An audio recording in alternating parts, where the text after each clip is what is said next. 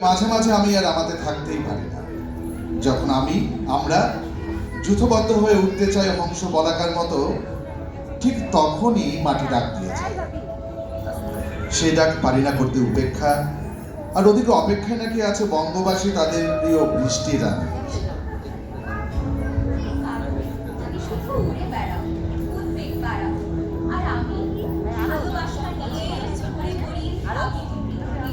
Microphone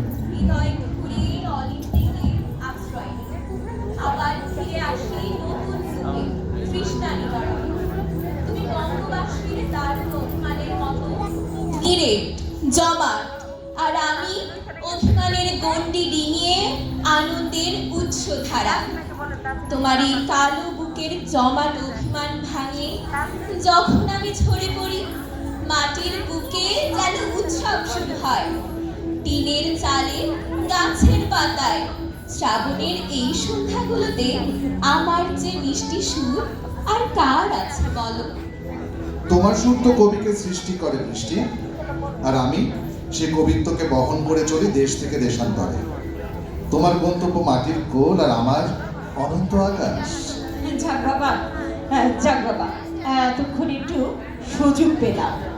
আকাশবাণীতে আমাকে নববধূর মতো আঁকড়ে রেখেছিল মেঘ আর বৃষ্টি, যেন সূর্যের সাথে আমার বিয়ের সানাই বাজছিল। তো মেঘ বৃষ্টি, তোমাদের এই অনন্ত তর্ক কতক্ষণের জন্য থামালে বলো তো? চাঁদ, তুমি শ্রাবণের সন্ধ্যায় তুমি কোত্থেকে এলে? মেঘ তো বিনা যুদ্ধে সুচাগ্র আকাশ ভাগ দিতে রাজি নয়। কি আর বলি, বাতাস অনুনয় করলো আমাকে নিয়ে বেড়াতে যাবে আকাশ গঙ্গায়, আর এই ফাঁকে চাঁদ এসে ভালোই করেছে বলো।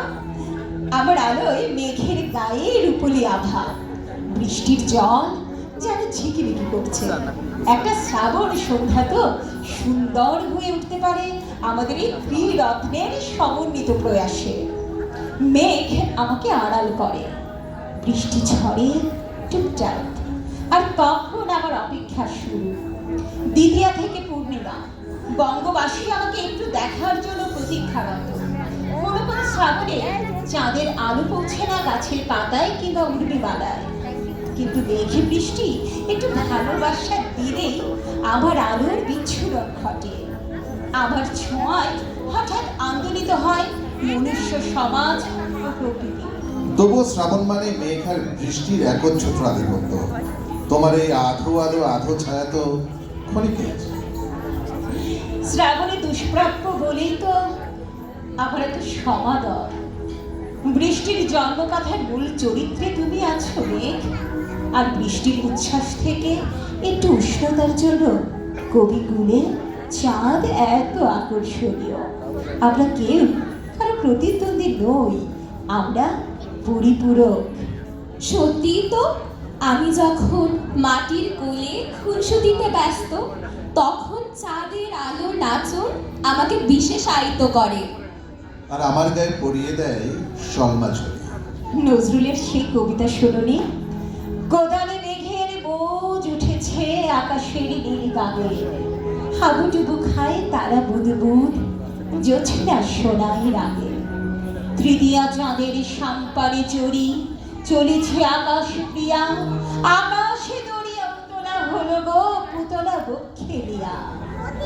আমাদের এই ত্রিরত্নের সুরের মূর্ছনা, যুথবদ্ধ আচরণ আর স্নিগ্ধ আলোর নাচন, এই এই তো শ্রাবণ সন্ধ্যা।